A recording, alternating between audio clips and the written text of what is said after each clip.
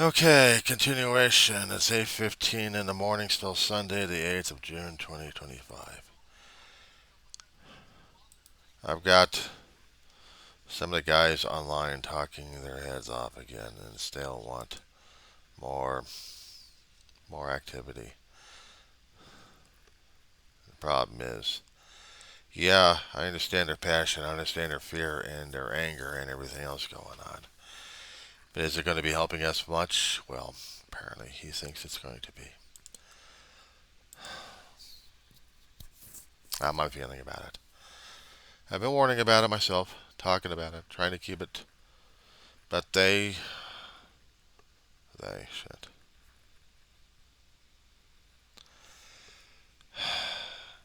I've got the local news, and they're still replaying what happened yesterday. There hasn't been any actions happening just yet, but there may be. And how are we supposed to be able to deal with this shit? Your guess is as good as mine. Because right now,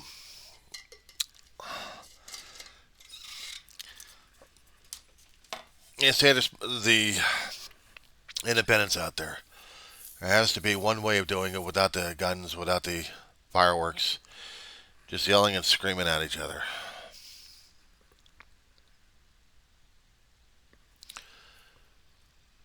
And what the military and the federal are preparing for is violent confrontation.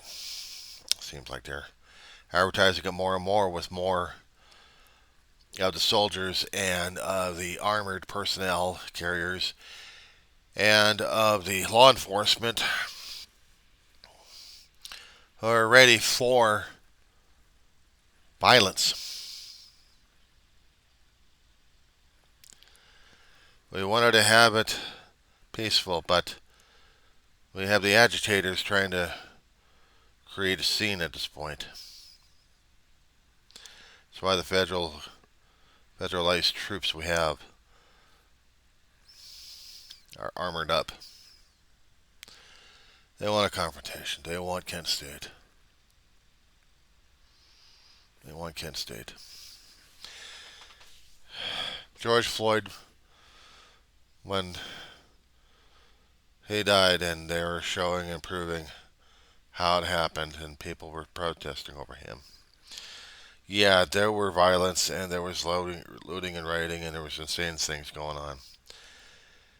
This is talking about Homeland Security, ICE agents, and other federal agencies kidnapping people without due process, without warrants, just taking them off the streets. A lot different in protesting an injustice of someone getting killed by law enforcement officers and not treated by a paramedic or EMS, and having that shown all the time and creating that kind of cause and anger towards law enforcement and EMS. This is different. This is people being taken off the street by the federal government without due process, without anything else, and accused of things they didn't do, and no chance of defending himself, no habeas corpus.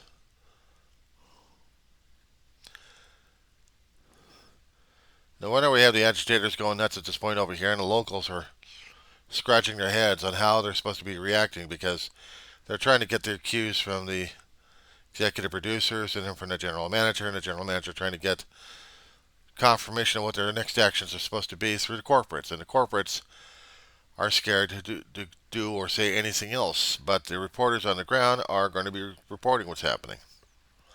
That's all they're going to be doing. And yes, we have people who tried to stop vehicles one way or another that got people hurt and creating more problems.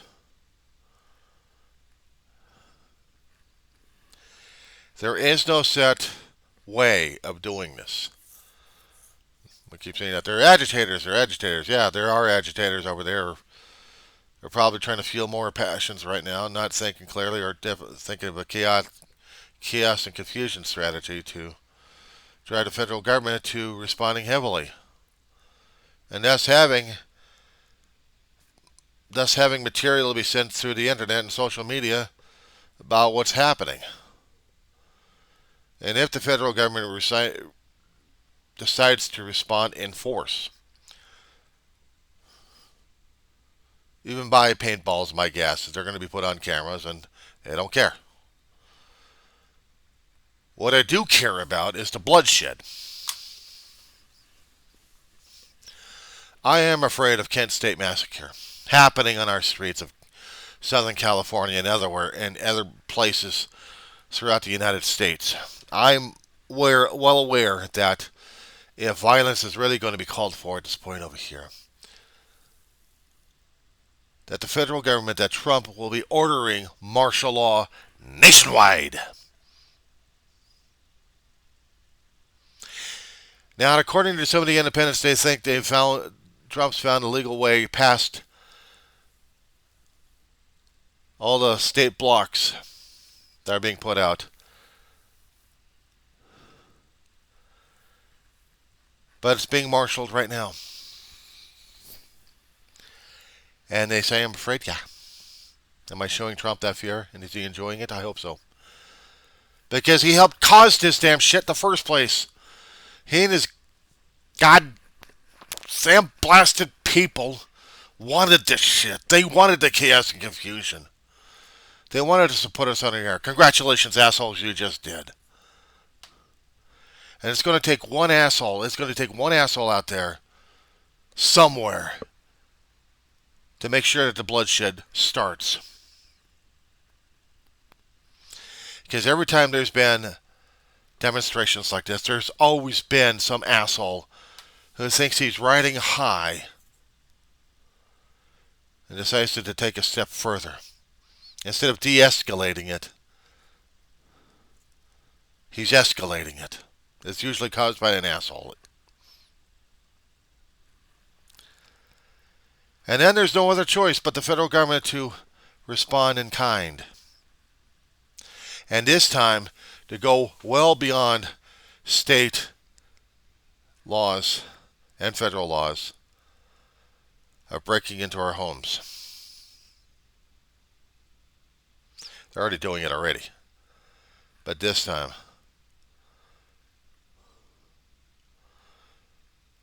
they may not hold themselves back. And again, it's Trump wanting to be a tyrant. And the people that he selected who are going to do this. Welcome to Nazi Germany. Welcome to every other kind of autocratic society that has one lunatic and then the lieutenants actually craving the chaos and confusion to build up their own ego and power base. It's history that keeps repeating itself left and right. That we're seeing, that we're experiencing right now.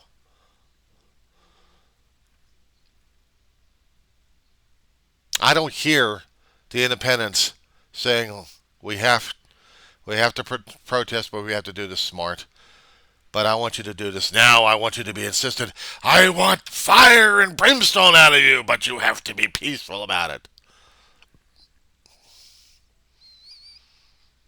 It's going to push one person to pull that damn trigger, and they're going to be denying that they didn't. But I'll say, yes, you did.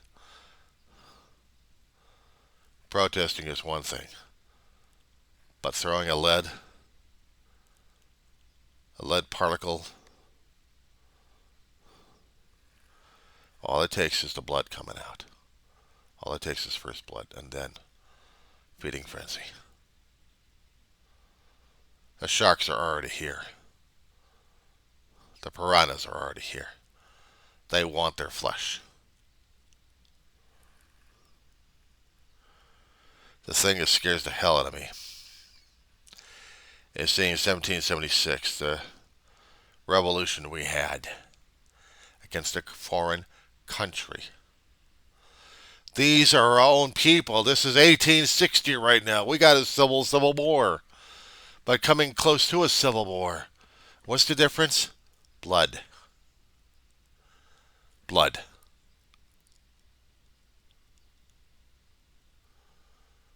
That's the difference.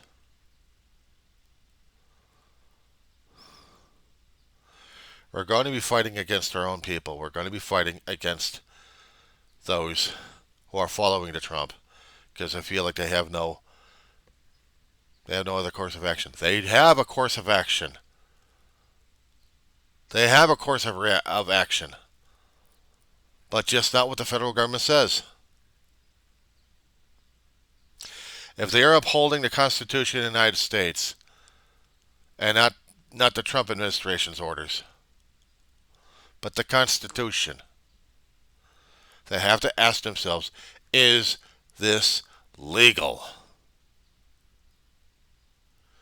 And if it's not, then why are they doing it? Why are they doing this? They have a choice. They've always had the choice. They knew when they were going to be swearing an oath to the Constitution, they didn't realize they're going to be going against enemies, foreign and domestic. Domestic. As in their own. As in an internal civil war happening in a country.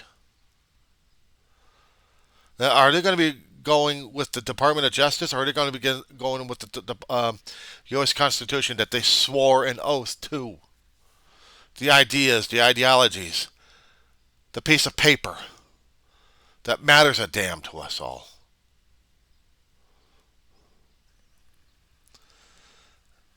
We have to make that clear to them, to the Trump supporters, to the ones that wear the uniforms, the ones that are coming in combat.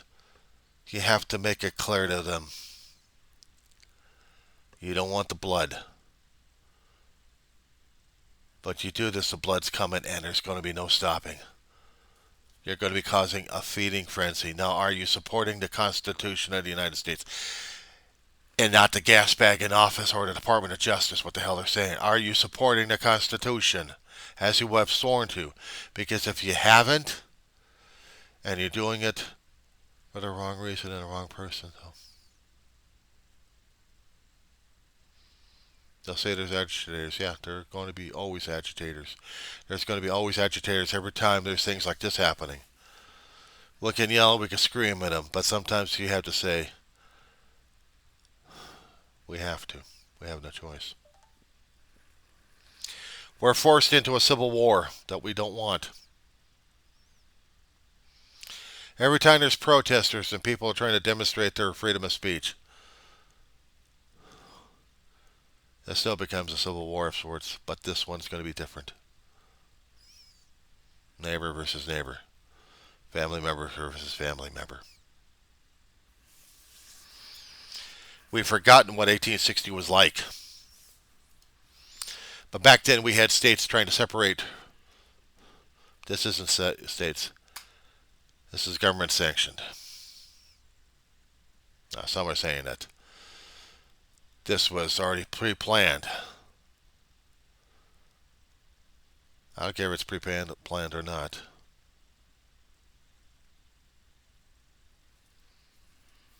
We're going to be tearing ourselves apart. We are going to have looting. We're going to have rioting. We're going to have stores broken. People are going to suffer through this shit. And Trump's going to blame it on the agitators when he's the only one pulling the strings on this shit. He's the one that caused the Civil War. But we voted the bastard in November of 2024. We caused this. We created this mess.